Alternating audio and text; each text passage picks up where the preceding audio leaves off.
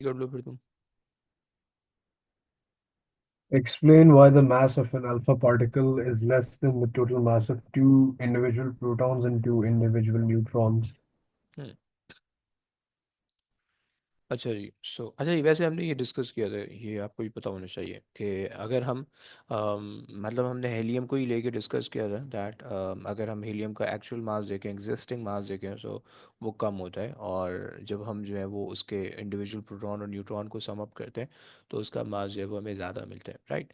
सो ये जो difference in मास है ये बेसिकली क्या होता है, जब न्यूक्लियस फॉर्म हो रहे होते हैं, सो कुछ एनर्जी जो है वो कुछ मास जो है वो रिलीज हो जाता है, कन्वर्ट हो जाता है एनर्जी के अंदर, right.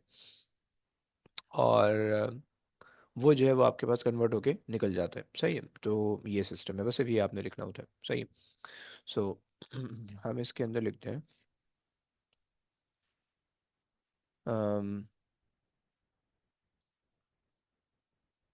When the nucleus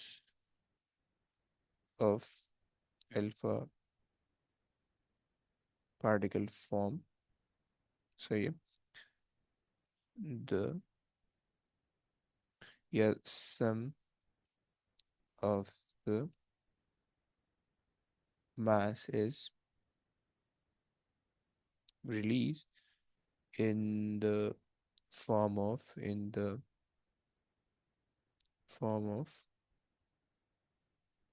energy, right? And mass energy is conserved,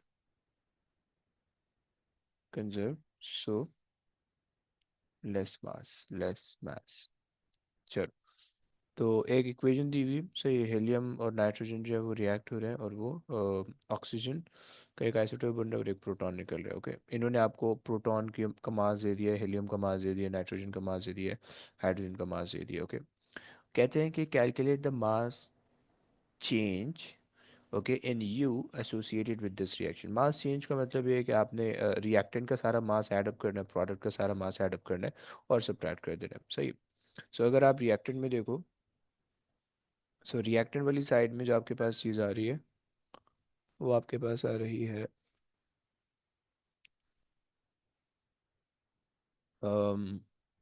okay. So reactant में जो चीज़ आ रही है वो आपके पास आ रही है helium and nitrogen, okay. So helium का mass is given which is 4.00260, plus nitrogen का मास इज 14.00307, एंड जो प्रोडक्ट का मास है, आपने उसमें ऑक्सीजन और उसको ऐड अप करना है, सो 99913 प्लस 1.00728, ओके।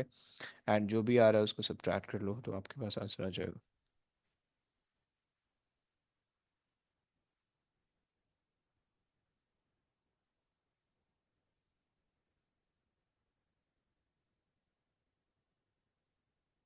यस, कितना आ रहा है भाई, कुछ निकाल देगा। 18.000641. 18 पॉइंट माइनस किया ना भाई। सर ऐड किया है। अबे कर दो, माइनस करना है ना। देखो, रिएक्टेंट के मास को प्रोडक्ट के मास में से माइनस करोगे तो उसने कहा चेंज इन मास निकालो, राइट। ओके तो 15.99 आ रहा है। कितना पॉइंट? 15.99 ऐसा 185. मत बोल यार, माइनस करेगा ना। ये भी 18 बन रहा है, ये भी 18 बन रहा है, तो वो नहीं सर 15 बन रहा है 15 15.99. किस चीज़ का? चेंज इन मास इतना ज़्यादा कैसे बन मेरे सकता है? प्रोडक्ट। देखो, इन दोनों को ऐड करना है, इन दोनों को ऐड करना है, और आपस में सब्ट्रैक्ट कर देना है, समझ रहे हो? क्या आप यही कर रहे नहीं सर मैं ये नहीं कर रहा था। हो? अच्छा, फिर ऐसा कर लो यार।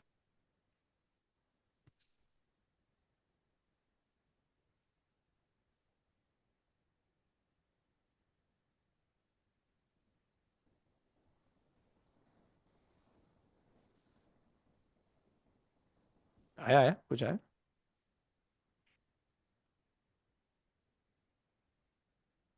फिर 7.4 इंटू 10 पावर -4 आ रहा परफेक्ट। 7.4 एक्सपोनेंट -4, देखो तकरीबन जो है ना ये -3 -4 में मास की कहानी जाती है। ओके, सही ना, समझ में आया ना?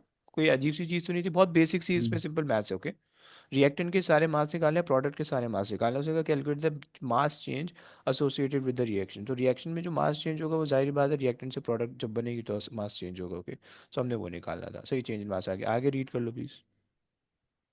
Calculate the energy in joules associated with the mass change in part 1. Okay, हमने एक फॉर्मूला पढ़ा था कल की क्लास में कि energy is basically the change in mass which we call the mass defect times c square which is speed. Okay, so उन्होंने कहा जूल्स के अंदर निकाल दो।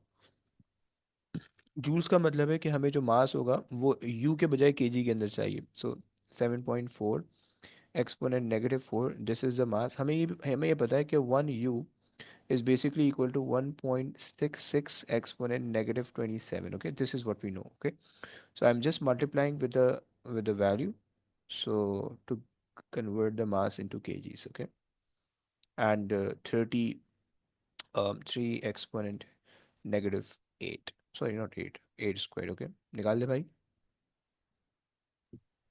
1.1055 हम्म 1 Oh, point, into 10 to the power -13. okay, 1.10 या 1.1 एक्सपोनेंट -13, ऐसा ना? हम्म, परफेक्ट, चलिए। सर ये चैप्टर खत्म तो नहीं हो रहा अभी? हाँ हो गया। लेकिन लेकिन रेडियो हमने दिखे एक्टिविटी, इक्वेशंस में। हाँ मैं आ रहा हूँ ना, लेकिन रेडियो एक्टिविटी हमने नेक्स्ट वीक में, देखो ये वाला जो पूरा पार्ट है ना, जो पूरा पासवर्ड मैंने कंपाइल किया हुआ है, ये सिर्फ और सिर्फ इसी का है जो हमने भी पिछली दो क्लासों में पढ़ा। ओके, मैंने इन चैप्टर को ना, चैप्टर को दो पार्ट में डिवाइड किया हुआ है। तो एक पार्ट जो है ना वो जिसके अंदर सिर्फ पार्टिकल से रिलेटेड चीज़ें और रेडियो एक्टिव डिके नहीं है, सही है। और डिकेस का जो कॉन्सेप्ट है वो अलग है, सही है। उसकी अलग, उसकी कैलकुलेशन थोड़ी डिफिकल्ट होती है, इसकी आसान होती है। ओके, तो ये तुम लोग इस वीक में निपटाओगे और इंशाल्लाह नेक्स्ट वीक में जो है वो वाला हम करेंगे, और फिर वो हम देखेंगे, सही है ना? ऐसा है। सो आज भी जरा रीड कर लो प्लीज अब्दुल्ला, रीड कर लो आगे। Suggest and explain why for this reaction to occur, the helium-4 nucleus must have a minimum speed. हम्म अच्छा जी, तुम्हें पता है, तुम्हें ये बात पता है कि मास ऑफ द प्रोडक्ट वो ज़्यादा है, राइट, और मास ऑफ द रिएक्टेंट वो कम है, सही। तुम यहाँ से देख सकते हो। और जो डिफरेंस इन मास आएगा वो कहीं ना कहीं से तो आएगा, राइट। तो वो बेसिकली कहाँ से आता है? वो एनर्जी पुट इन करती है। ओके, मतलब यहाँ पे जो है ना मास, यहाँ पे आपके पास मास है प्लस सम एनर्जी, राइट। वो जो है ना प्रोडक्ट के पूरे मास के बराबर है। ओके, पूरे के पूरे मास के बराबर है, राइट। सो ये जो एनर्जी है ये बेसिकली मास फॉर्म कर रही है, मास के अंदर कंट्रीब्यूट कर रही है, right. And this energy is the kinetic energy of helium nucleus. Okay, so helium nucleus should be moving with some velocity such that its kinetic energy or its energy will convert into mass after the reaction। Okay, समझ रहे? तो ये हमने लिखना है। चलो भाई लिख लेते हैं। सो हम कह रहे थे कि भाई mass of the product is greater than reactant, so difference in mass should be compensated um, by compensated by the kinetic energy of helium nucleus, सही है। So it should be moving with some minimum speed। Okay जनाब, चलो आ जाओ। अच्छा ये हमने class में कर लिया था कल, ये करें, ये कर लेते हैं, ये कर लेते हैं, आ जाओ। सारा करवा दोगी सारा? State what is meant by nuclear binding energy. It क्या is the होती थी? energy needed. हम्म, और एग्जैक्ट डेफिनेशन याद नहीं आ रही। है। बस शुरू का पता है, it is energy and it is called binding energy, है ना? शुरू का और आखिरी का पता है, बीच का हम बता जो देंगे, है ना? एनर्जी जो एनर्जी चाहिए होती है ताकि प्रोटॉन न्यूट्रॉन वगैरह को कंबाइन कर सके, बाइंड। है ना? है ना?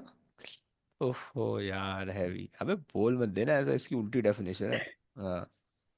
Energy, energy is needed to separate the nucleus up to infinite distance, समझ लो। ऑपोजिट। सही है। हाँ देखो, मसला पता है क्या मसला? ये है कि जब आप ये बोलोगे ना कि energy is needed to bind the nucleus, ऐसा नहीं होता। जब आप पार्टिकल को करीब ला रहे होते हो ना बाइंड करने के लिए, तो उसका कुछ मास कन्वर्ट होके एनर्जी की फॉर्म में निकल जाता है बाहर, ओके? तो वो जो आप डिफाइन कर रहे हो और जो एक्चुअली वो हो रहा है, मतलब वो दोनों एक दूसरे के साथ मैच नहीं करते, राइट? बल्कि हम ये कहते हैं कि if a nucleus is combined and we want to separate that nucleus apart, तो हमें जितनी एनर्जी पोटेंट करनी पड़ेगी ना to separate them apart, like at a distance of infinity from each other, so that energy is basically the binding energy. Getting? चलो आगे आ जाओ, रीड कर लो please.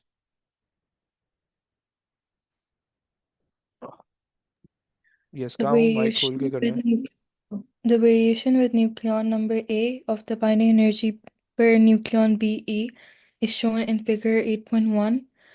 When uranium-235 absorbs a slow-moving neutron, one possible nuclear reaction is, yeah, कौन सी? say the name of this type of nuclear reaction. Hmm. Fission, nuclear fission. क्यों fusion क्यों नहीं? क्योंकि इसमें like more unstable particles से more stable, smaller, more तुम्हें stable. कैसे पता चल रहा है कि मोर स्टेबल बन रहा है? यहाँ पे तो बताया नहीं स्टेबल बन रहा है। पता है। अबे तुक्का लगा रही हो, शर्म नहीं आ रही? क्योंकि ओके। ज्यादा चीजें बन रही हैं ना। ओके ओके, फाइन फाइन, चलो, एक्सेप्टेबल। तो ओके, आगे आ जाइए। On figure 8.1, mark the position of uranium nucleus. Label this position as U. Okay, और नीचे वाले भी देख लो, मेल्बोरियम मार्क करना है, लैंथेनम मार्क करना है, ओके? अच्छा, तीनों के आपको प्रोटॉन नंबर गिवन है, राइट? उसी हिसाब से आपने मार्क करना है, proton number in nucleon number, okay? तो कहाँ पे मैं क्या मार्क करूँ? यूरेनियम में हाल से जब लाइन बिल्कुल खत्म हो रही है तब वहां पर। अच्छा, तुम्हारे ख्याल से। चलो, तुम्हारा ख्याल ऐसा है, ओके? और आ,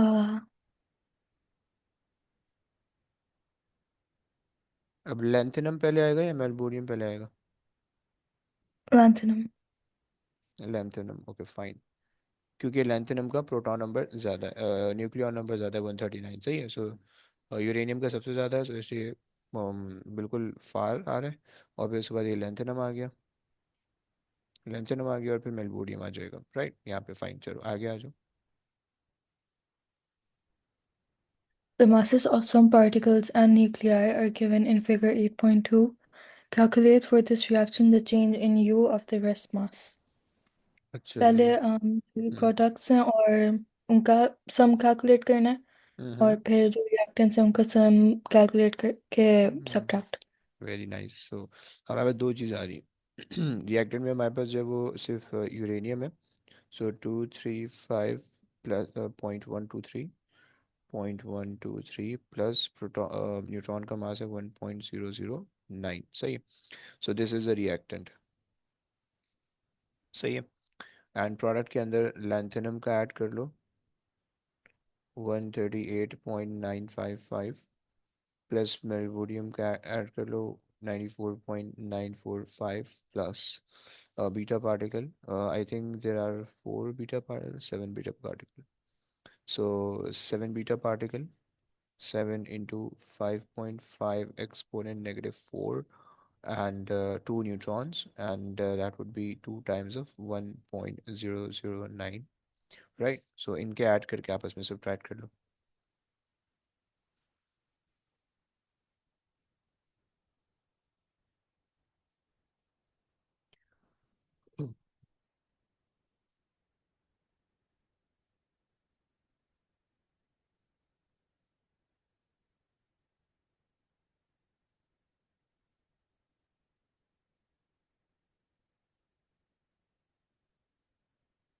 जनाब, how much? 0.21015. Fine, 0.210, 0.210। Okay, good. आगे आ जाइए। The energy released in mega electron volt to three significant figures. Fine. And how to convert the mass into energy? Delta M C square U squared. Nice. And how to convert U of mass into kg? So 1.66 into 10 to the power minus 27. Very good, very good, very good. So 1.66 exponent negative 27, and the C is 3 exponent 8. Okay, and you have to square it, and you have to divide the whole thing by 1.6 exponent negative 13, right? Remember हमने कहा था कि 1 electron volt is basically equal to 1.6 exponent negative 19, and if you have joules, okay, and if you have 1 mega electron volt, then you have to do 1.6 exponent negative 13, okay. So this is just joules, और मैंने उसको divide कर दिया to convert it into mega electron volt. निकाल दो please. 1.9608, no, 1.961 into 10 to the power minus 24. Okay, 3SF के अंदर क्या है, तो 1.96 और 10 to the power Minus 24. इतना तो नहीं आना चाहिए है। उल्टा डिवाइड करा दियो तुमने, तो नेगेटिव 13 के बजाय पॉजिटिव लिख दिया नहीं। है। पक्का? स्क्वायर किया है, हाँ। 3 एक्सपोनेंट 8 स्क्वायर किया है। एक सेकंड, ओहो। पता नहीं मुझे। कर लो, दोबारा कर लो प्लीज। एक मिनट, आंसर चेक करते हैं। सही, 196 आ रहा है। 196 आ रहा है। अच्छा, तो ये जो पावर का मसला है, पावर ऑफ 10 का मसला आ रहा है। सही है, खैर तो आ गया जो। अच्छा जी, बाइंडिंग एनर्जी की डेफिनेशन हम देख चुके हैं। Okay, calculate the binding energy. अब देखो यहाँ पे जो है ना, इस क्वेश्चन के अंदर वो डायरेक्ट तुमसे कह रहा है, ये चलो ये भी कर लेते हैं, ये भी कर लेते हैं। ये सारी चीज़ें ना मैंने एग्जैक्ट नोट में तुम लोगों को करवा दी, इसमें पे टाइम नहीं जाया करते, वो फायदा नहीं होगा। सही है। हम्म, और कोई नए टाइप का क्वेश्चन अगर हमें मिले। अब देखो वो बोल रहा है calculate the energy in mega electron volt equal to 930, हम लोगों ने ड्राइव किया था। सही है। और कुछ देखते हैं। Calculate the change in the rest mass. सही है, अभी ऊपर करके आ रहे हो, किस तरह से होगा? एनर्जी निकालनी इक्वल टू MC स्क्वायर लगा दोगे। सही है। एंड तुम्हें पता है कि अल्फा पार्टिकल के पास एनर्जी क्यों होनी चाहिए? क्योंकि प्रोडक्ट रिएक्टेंट की एनर्जी कम होती है, प्रोडक्ट की ज़्यादा होती है। अल्फा पार्टिकल के पास कुछ अपनी काइनेटिक एनर्जी होनी चाहिए ताकि वो उसमें कंट्रीब्यूट कर सके। बाइंडिंग एनर्जी हो चुका है, राइट। और चेंज इन मास में बताया, एनर्जी तो हमारे पास आ जाएगी, राइट। सेम सेम काम है। सही है। Nuclear fusion, nuclear fusion. सही है। और बाइंडिंग एनर्जी पर न्यूक्लियन। अच्छा, यहाँ पे याद रखना, ये जो एक्स है, ये जो एक्स है, एक्स जो है ना, कोई प्रोटॉन वगैरह होने वाला है। सही है, प्रोटॉन है। प्रोटॉन है, न्यूट्रॉन नहीं, प्रोटॉन है। ओके, ये एक्स जो है प्रोटॉन है। सही है, प्रोटॉन अलहदा से होता है, अलग से होता है। ओके, सो प्रोटॉन की जो बाइंडिंग एनर्जी है वो सिर्फ 1 होगी, 0 होगी। ओके, कोई भी पार्टिकल जो कि अनबाउंडेड है, सही है, जो कि एमी फायर है, कोई इलेक्ट्रॉन है या कोई न्यूट्रॉन है, प्रोटॉन है, अगर खाली मूव कर रहा है, देन उसकी बाइंडिंग एनर्जी 0 होने वाली है। ओके,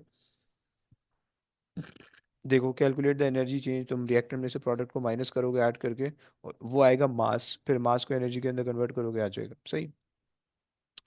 अच्छा जनाब, अब देखो ये मैं इसलिए नहीं करवा रहा हूँ क्योंकि सारे एक ही जैसे क्वेश्चन है, कोई फायदा होने नहीं वाला। सही है। तो अगर कोई नया कोई डिफरेंट क्वेश्चन मुझे दिखता है, देन मैं उसको करा देता हूँ, अदरवाइज हम फिर क्लास एंड कर देंगे। फ्यूजन है, फ्यूजन है। सही है।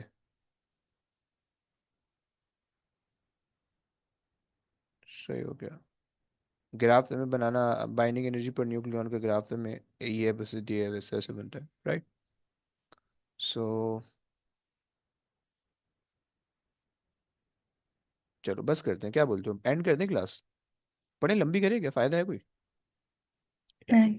है ना? है ना? क्या बात है। चलो खैर, मैं नहीं पढ़ा रहा यार, बहुत रोज़ाना तो पढ़ रहे होते हैं, घंटा घंटा। सही है। तो ये जो है ना, लेकिन ये प्लीज़, इसके मैं क्वेश्चन भेज रहा हूँ सारा, प्लीज़ कर लेना। और अब्दुल्ला, मैंने लेक्चर भेज दिया, मैं क्वेश्चन ज़्यादा नहीं करा रहा, सारे क्वेश्चन एक ही पैटर्न पे आ रहे हैं, वो लेक्चर देख लो, तुम्हारा तुम्हें ज़िंदगी सुकून में आ जाएगी। ओके।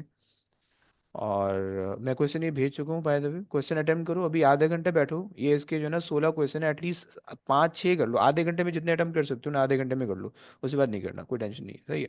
शुरू आखिरी के कर लो, सही है, आखिरी के कुछ 6-8 कर लो, सही है। 12 से स्टार्ट करो, 19 तक निपटा दो बस। इतना कर लो, हो जाएगा तुम्हारा ये चैप्टर, सारे क्वेश्चन एक ही पैटर्न पे आने वाले हैं, सही है। जितने मुश्किल क्वेश्चन आएंगे वो अगले वाले चैप्टर में आने वाले हैं, सही है। चलो बस करते हैं, सही हो गया। चलिए, ओके जनाब, टेक केयर सर गाइस। मैं बोलो बोलो। नेक्स्ट वीक सैटरडे और संडे क्लास नहीं ले पाऊंगी। ओहो, वही तो इम्पोर्टेंट क्लास है। Exam exam. एग्जाम है। देखिए मैं थर्सडे ले लूंगी, कल खत्म हो जाएगा थर्सडे एग्जाम। नेक्स्ट, अबे तो ये कैसे एग्जाम है? थर्सडे को खत्म हो जाएगा तो सैटरडे संडे क्यों नहीं लोगी? या संडे को एक एग्जाम है, फिर ट्यूसडे को एग्जाम है और थर्सडे को एग्जाम है, तो खत्म हो जाएगा एक हफ्ते में। नहीं, ये जो कमिंग कमिंग वाला जो थर्सडे है इसको लोगी, हाँ हाँ, इसको लूंगी। और कमिंग वाला फिर सैटरडे संडे नहीं ले रही हो? सही है, नहीं। सही है। तो खैर है, चलो देख लेते हैं। उसमें हमने बेसिकली रेडियो एक्टिविटी करना है तो देख लेंगे, कोई टेंशन नहीं। सही है। हाँ, अब रिकॉर्डिंग भेजेगा, मैं थर्सडे को क्लास से पहले देख लूंगी फिर दोनों। थर्सडे पर नेक्स्ट चैप्टर स्टार्ट हो जाएगा। हाँ, मैं वही कह रही हूँ कि मतलब मैं देख लूंगी रिकॉर्डिंग। चलो, डन है, डन डन। अल्लाह हाफिज। चलो, अल्लाह हाफिज़, अल्लाह हाफिज़।